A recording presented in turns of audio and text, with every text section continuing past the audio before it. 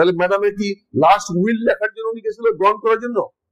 দেশমাতা খালেদা জিয়ার এই আল্লাহ না করুক ওনার যদি কোনো কিছু হয়, সেই সংবাদটা মানুষের মধ্যে যদি ক্ষোভের সঞ্চয় হয়, তাহলে এই ক্ষোভটা একটা গুপ্ত পার্টি এটাকে আওয়ামী লীগের সম্পদ ধ্বংস করার বা সম্পদ লুট করার কাজে ব্যবহার করা হবে।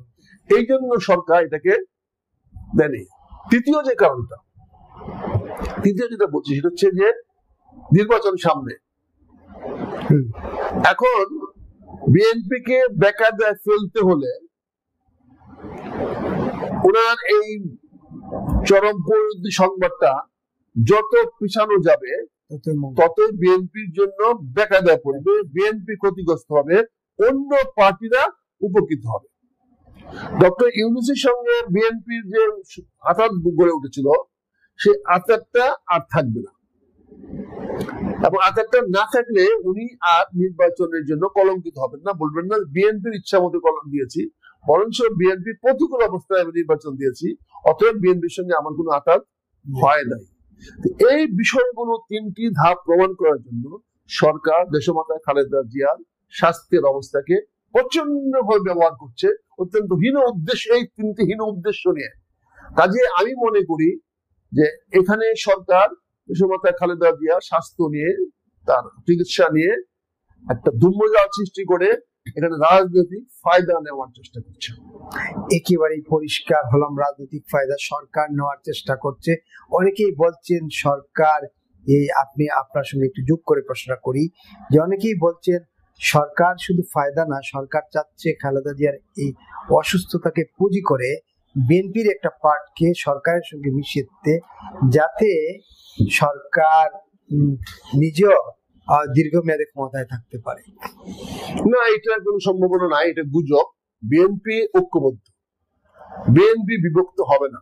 দেশমাতা খালেদা জিয়ার অধীনে বিভক্ত হয় নাই, তারেক রহমান সাহেব অধীনে বিভক্ত হবে না, সেটা অন্য বিষয়। তারেক রহমান সাহেব আসতে পারেন নাই, মায়ের কাছে পৌঁছতে পারেন নাই, উনি ওনার স্ত্রীকে পাঠিয়েছেন, উনি ওনার দায়িত্ব পালন করেছেন, কিন্তু বিএনপি খণ্ডিত হওয়ার কোনো সম্ভাবনা আমি দেখি না। কারণ বিএনপি দেশমাতা খালেদা জিয়ার আল্লাহ না করুক যে কোনো ঘটনা ঘটার পরে, চূড়ান্ত ঘটনা পরে, সেখানে বিএনপি শক্তি আরো বাড়বে, আরো একত্রিত হবে, এবং তারেক রহমানের প্রতি তাদের আনুগত্য আরো অনেক গুণ বেড়ে যাবে। বিএনপির মধ্যে বিভক্তির আমি কোনো লক্ষণ দেখি না, এবং লক্ষণ কিন্তু আমি সম্ভাবনা দেখি না।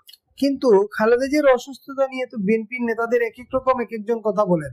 একজন বলেন অ্যাম্বুলেন্স আসতেছে, আরেকজন বলেন ওনাকে বিদেশ নেওয়ার অবস্থায় নেই, আরেকজন বলেন অবস্থা অবজার্ভ করতেছি, সুযোগ হলে আমরা বিদেশ নিব, আরেকজন বলেন উনি বিমান চড়ার উপযোগী হলে বিদেশ নিব। এই যে নানা রকম কথাবার্তা, এটার মধ্যে তো এক ধরনের বিশৃঙ্খলা দেখা যায়। না, এটা বিশৃঙ্খলা হিসেবে আমি দেখবো না।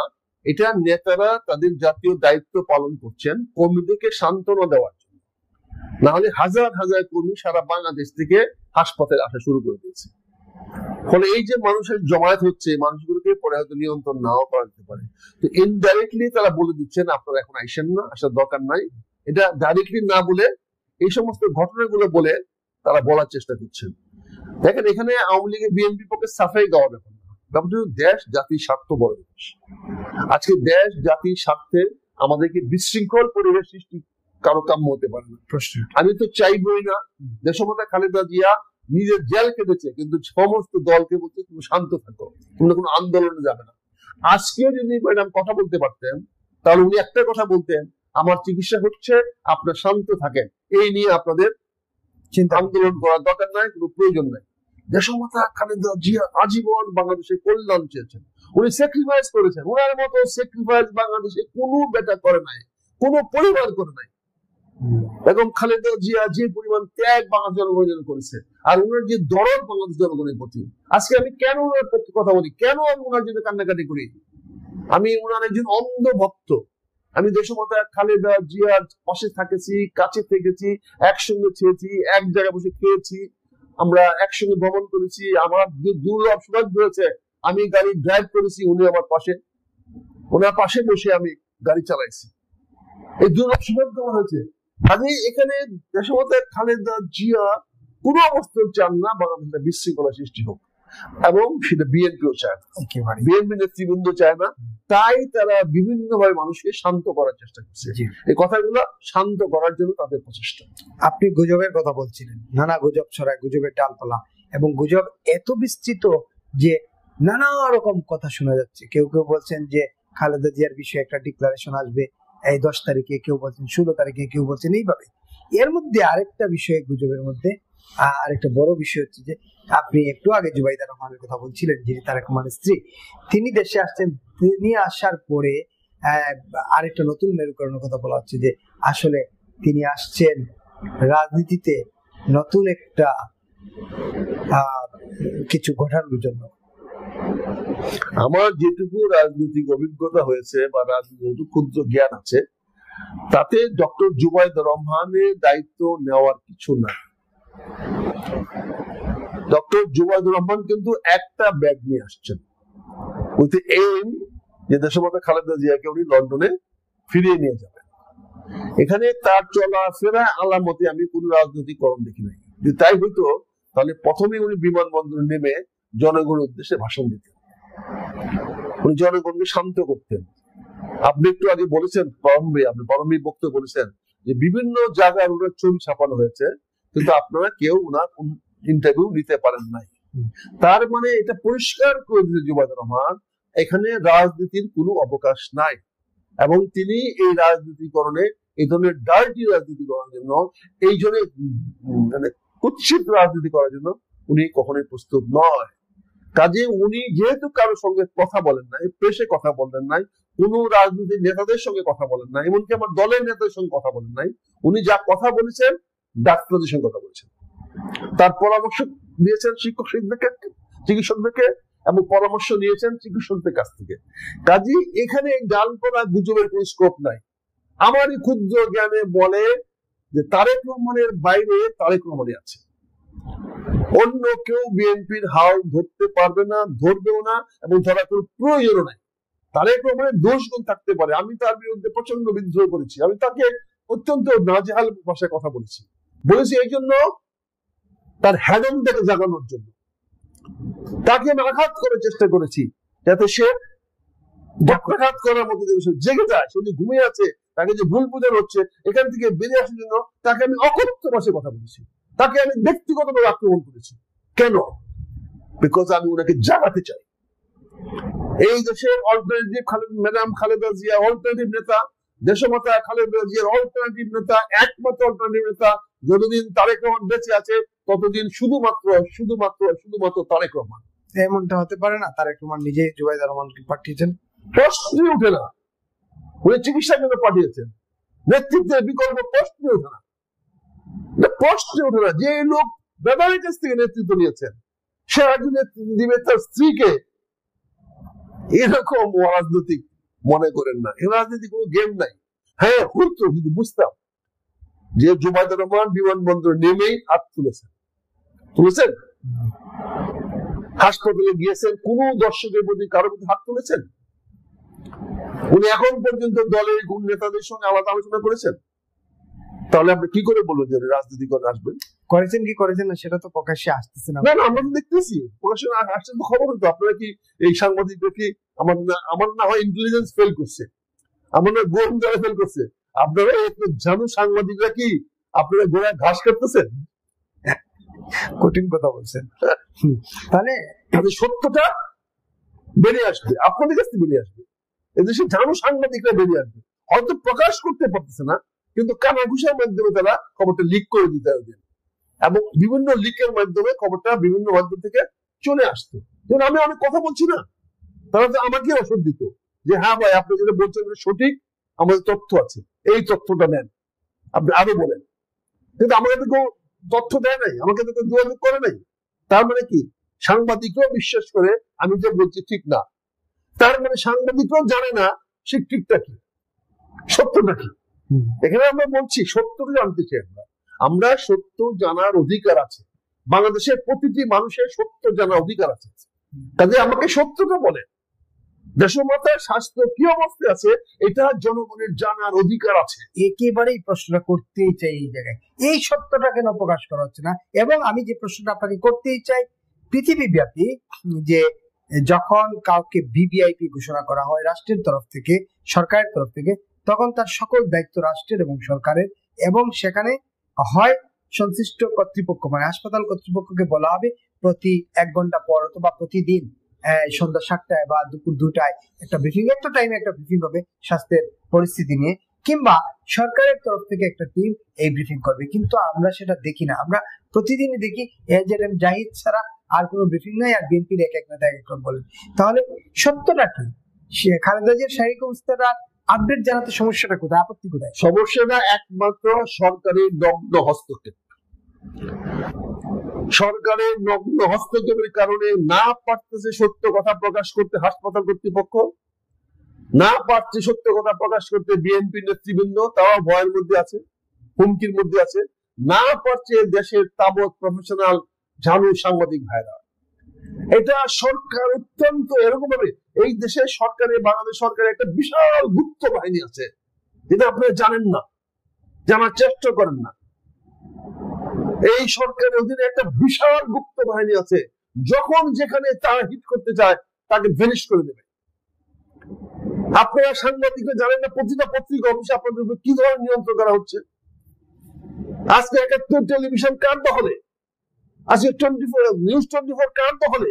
মালিকদের দখলে, একটা গুপ্ত দলের দখলে, জামাতের দখলেও না, বিএনপির দখলেও না, একটি গুপ্ত ঘাতক দলের অধীনে তারা নিয়ন্ত্রিত। বাংলাদেশে একটা গুপ্ত ঘাতক দল কাজ করতেছে, যারা বাংলাদেশের সবকিছু এখন নিয়ন্ত্রণ করতেছে। এর বাইরে যাওয়ার ক্ষমতা কারো নাই, যদি না একটা গৃহযুদ্ধ বাঁধে, যদি না তাদেরকে আপনি আনার্ট করেন, যদি না তাদেরকে গুপ্ত থেকে বাইর করে নিয়ে আসেন, না হলে এই দেশে আপনি কিছুই করতে পারবেন না। সরকার নিজেও এই গুপ্ত বাহিনীর হাতে বন্দী, জিম্মি এবং নিয়ন্ত্রিত। আপনি তো বলেন সরকারের গুপ্ত বাহিনী তারা, তাহলে সরকার তার হাতে জিম্মি থাকবে কেন? সরকারের গুপ্ত বাহিনী বলে তো জিম্মি, সরকার তো গুপ্ত বাহিনী পালাতে পারে না, সরকারের তো কোনো অধিকার নেই গুপ্ত বাহিনী পালা। কাজে গুপ্ত বাহিনী কাকে বাধ্য করছে, এবং সরকার সেটাকে ওন করে জনগণের সামনে অত্যন্ত নির্দোষ শান্তিপ্রিয় একটা মানুষ হিসাবে প্রকাশ করার চেষ্টা করছে। এই গুপ্ত বাহিনীর শক্তির নেপথ্যে কারা, এটা বলার মতো সাহস আমার নাই, কারণ আমি এখনো তাড়াতাড়ি ওদের টার্গেট হতে চাই না।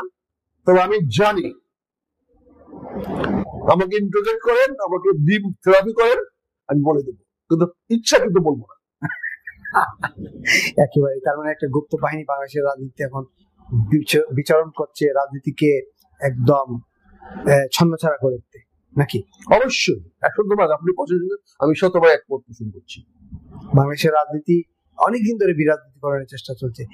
-2 এবার -4, খালেদা জিয়াকে সরাতে পারলেই তাদের সেই এই গুপ্ত বাসনা পূর্ণ হবে, নাকি? এরা বসে আছে একটা নির্বাচনের জন্য, নির্বাচনের মাধ্যমে কারা ক্ষমতাতে আসে তার উপর নির্ভর করছে এই গুপ্ত বাহিনীর প্রকাশটা হবে কি হবে না। যদি তাদের লাইক মাইন্ডেড কোন রাজনৈতিক দল ক্ষমতায় আসতে পারে, তাহলে তারা গুপ্ত থেকে যাবে, এবং গুপ্ত থেকে ওই সরকারকে তারা বিভিন্ন জায়গা থেকে সাপোর্ট দেবে, সহায়তা করবে, যাতে কোনো বিরোধী চক্র মাথা দিয়ে তুলে উঠতে না পারে। আর যদি তাদের বিকল্প কোনো সরকার চলে আসে, তাদের বিরোধী কোনো সরকার চলে আসে, যদি বিএনপি ক্ষমতা চলে আসে, তাহলে এই গুপ্ত বাহিনী আত্মপ্রকাশ করে বিএনপিকে 3 মাসও ক্ষমতা থাকতে দিবে না। এরই কারণে আজকে সময় খালেদা জিয়ার সংবাদগুলা, চিকিৎসা সংবাদগুলো আমরা পাচ্ছি না। এই গুপ্ত বাহিনী যখন ক্লিয়ারেন্স দিবে, তখনই সরকারও ক্লিয়ারেন্স দিবে, তখনই হাসপাতাল থেকেও আমরা জানতে পারবো বাংলাদেশ আজকে একটা ভয়ঙ্কর গুপ্ত বাহিনীর নিয়ন্ত্রণে চলছে। এটা আমাদেরকে বলতে হবে, বুঝতে হবে, জানতে হবে। শেষ প্রশ্নটা করি, তাহলে বেগম খালেদা জিয়ার বিদেশ যাত্রা বা চিকিৎসার জন্য লন্ডন যাত্রা, সেটা কি আসলে একটা জিনিস বুঝার চেষ্টা করেন আপনারা সাংবাদিক মানুষ, ওনার যদি চিকিৎসার জন্য লন্ডন যাত্রা যেতে হয় তাহলে এর কোনো সমস্যা না, কিন্তু ওনাকে এখন ট্রেনে উঠাবেন কিভাবে? ওনাকে তো স্ট্রেচার দিয়ে উঠাতে পারবেন না, ওনাকে উঠাইতে হবে পুরাই আইসিইউটা নিয়ে, পুরা সমস্ত ডিভাইস গুলো লাগানো, ডিভাইস গুলো নিয়ে লাগানোর মতো তো কোনো অ্যাম্বুলেন্স বা হসপিটাল গাড়ি তৈরি হয় নাই। একমাত্র মিলিটারি হসপিটাল তৈরি হয়েছে যারা যেগুলো ট্যাঙ্ক উঠায় এরকম ভাবে পুরো হাসপাতালের ভিতরে ঢুকাই দিতে পারে, কিন্তু সেটা এয়ার কন্ডিশন না, এটা তো চাপ নিয়ন্ত্রিত না। কারণ ওনার জন্য এখন কে একটা এয়ার কন্ডিশন হাসপাতাল বানাবে বলেন? কাজে ভিতরে থাকলেও সমস্যা ছিল না। যেমন এয়ারফোর্স ওয়ান আমেরিকান প্রেসিডেন্টের যে প্লেন, এটা তো প্রেসিডেন্টের ভিতরে যদি কিছু হয়, ভিতরে কিছু হয়, বাইরে কিছু হলে তো ওনাকে ধরে প্লেন উঠাবে না। প্লেনের বাইরে, এয়ারপোর্টের বাইরে কিছু হলে ওনাকে তাৎক্ষণিকভাবে যে কোনো হাসপাতাল নিয়ে যাবে। তার জন্য মোবাইল অ্যাম্বুলেন্স তার কাছে আছে, সে অ্যাম্বুলেন্সের ভিতরে ঢুকাই দিলে ওই অ্যাম্বুলেন্সের ভিতরে সকল ফেসিলিটি আছে, কিন্তু অ্যাম্বুলেন্সটা তো প্লেনে উঠাতে পারবে না। আবার প্লেনের ভিতরে যদি আমেরিকার প্রেসিডেন্টের কিছু হয়, তাহলে ওনার সকল ধরনের ট্রিটমেন্ট করার ক্ষমতা ওইখানে আছে। এই ধাপগুলো বুঝতে হবে তো। মানে আমাকে তো দেশের মাথায় খালেদা জিয়াকে প্লেনে উঠে তুলে তার পুরো অ্যাম্বুলেন্সটা উঠাই দিতে হবে, আর অ্যাম্বুলেন্স উঠাই তুলে পুরো অ্যাম্বুলেন্সটা ওটা কেবিনে নিয়ে দিতে হবে।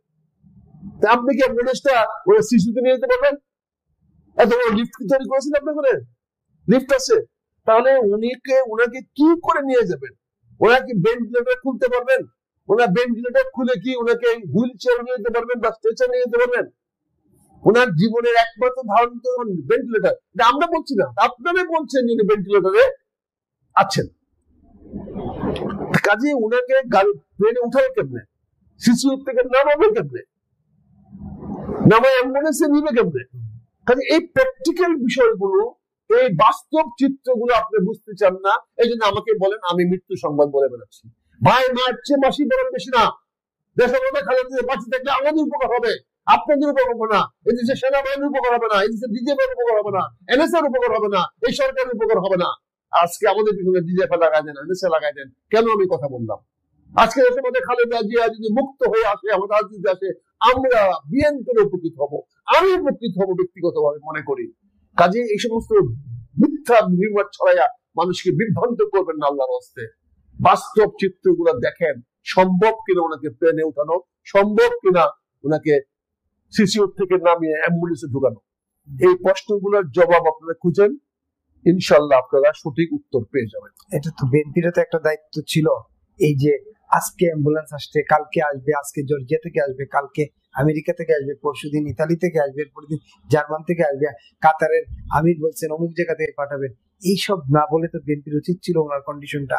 তাহলে তো বিএনপি কে সত্য কথা বলতে হবে, তাহলে বিএনপি রাজনৈতিক নেতৃবৃন্দকে সত্য কথা বলতে হবে। কিন্তু কোন রাজনৈতিক ঘাড়ে কয়টা মাথা এই মুহূর্তে সত্য কথা বলবে?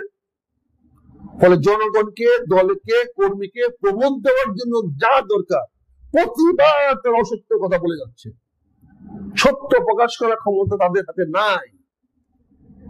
এই জন্য আপনি তথ্যগুলো পাচ্ছেন, এই খবরগুলো পাচ্ছেন। আর যতক্ষণ পর্যন্ত দেশটাকে গুপ্ত বাহিনী মুক্ত না হবে, ততক্ষণ স্বাভাবিক চিন্তা করে আমাদের কোনো লাভ নেই।